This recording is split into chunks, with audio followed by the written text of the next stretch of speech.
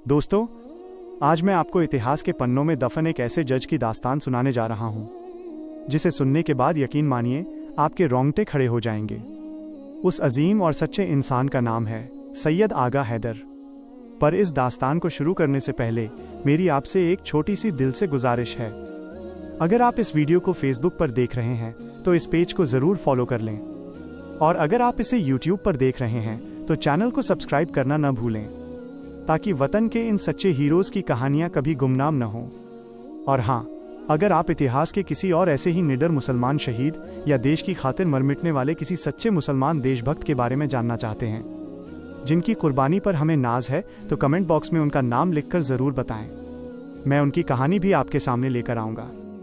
बोलने वो मंजर ही ऐसा था कि आज भी सोचकर रूह कांप जाती है और आंखें नम हो जाती हैं। कल्पना कीजिए उस बेबसी और दर्द की। एक तरफ वतन के वो नौजवान बेटे थे, भगत सिंह, सुखदेव और राजगुरु, जिन्होंने हंसते हंसते अपनी जवानी देश के नाम कर दी, और दूसरी तरफ सैयद आगा हैदर साहब थे, जो कानून की उस सर्वोच्च कुर्सी पर बैठे थे जहां से सिर्फ इंसाफ होना चाहिए था। लेकिन उनके आसपास अंग्रेज़ों का वो क्रूर और अंधा तंत्र था, जो हर हाल में उन मासूमों का खून बहाना चाहता था।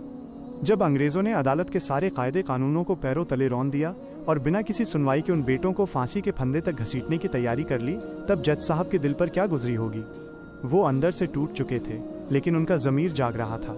उस अकेले हिंदुस्तानी जज पर अंग्रेज़ों ने कितना सितम ढाला होगा, कितनी धमकियां दी होंगी कि बस एक दस्तखत कर दो और अपनी आलीशान ज़िंदगी जियो। लेकिन आगा हैदर साहब ने उस वक्त अपनी सुख सुविधाओं को नहीं, बल्कि वतन के बेटों के दर्द को चुना।